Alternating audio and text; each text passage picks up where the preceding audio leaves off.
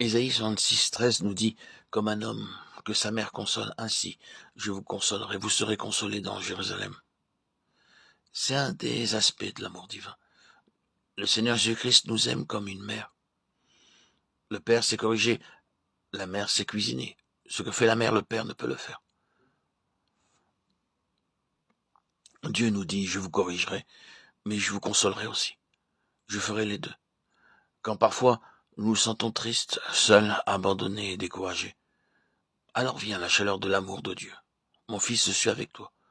Pourquoi es-tu si triste? Je ne te laisserai jamais, je ne t'abandonnerai jamais. Réjouis-toi, ne sois pas triste. Il nous réconforte comme une mère, et il nous corrige comme un père. Dans Jean 15, 15, nous lisons, je ne vous appelle plus serviteur, parce que le serviteur ne sait pas ce que fait son maître. Mais je vous ai appelé ami, parce que je vous ai fait connaître tout ce que j'ai appris de mon Père. C'est la quatrième caractéristique de l'amour divin. Il m'aime comme un ami. Dieu appela Abraham son ami par 3 fois, Ésaïe 41, 8, 2 Chroniques 27 et Jacques 2, 23.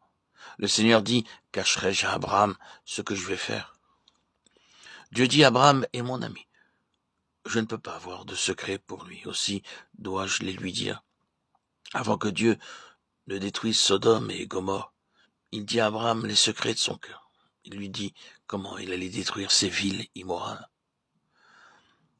Quand vous deviendrez l'ami de Dieu, il vous révélera beaucoup de secrets. Vous verrez qu'alors, à genoux, devant votre Bible, jour après jour, semaine après semaine, beaucoup de mystères célestes vous seront révélés. Ces mystères cachés aux sages et aux intelligents.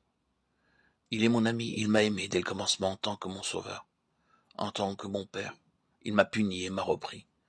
Comme une mère, il m'a consolé. Comme un ami, il me révèle les mystères célestes qui sont cachés aux sages et aux intelligents. Je peux aller vers lui n'importe quand, n'importe où, et lui confier toutes mes difficultés. C'est sans honte et sans crainte que je lui dis, Seigneur, j'ai péché contre toi, pardonne-moi, s'il te plaît. Seigneur, aie pitié de moi. Je ne veux pas te blesser. Je ne dois rien lui cacher, je peux lui dire toutes choses librement. Et il répondra, oui, mon fils, j'ai aussi quelque chose à te dire. Le Seigneur, l'Éternel m'a donné la langue des savants pour que je sache soutenir par une parole celui qui est las. Il me réveille chaque matin, il réveille mon oreille pour que j'écoute comme ceux qu'on enseigne. Ésaïe 54. Oui, il vous donnera un message de consolation pour quelqu'un. Il vous dira maintenant, mon fils, il y a quelqu'un qui se sent triste, vas-y et parle-lui.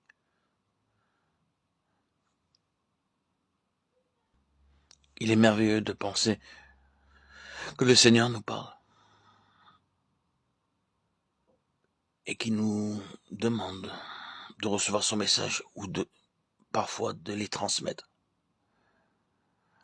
On est ainsi en étant éveillé aux appels du Seigneur, jour après jour, révéler les mystères célestes.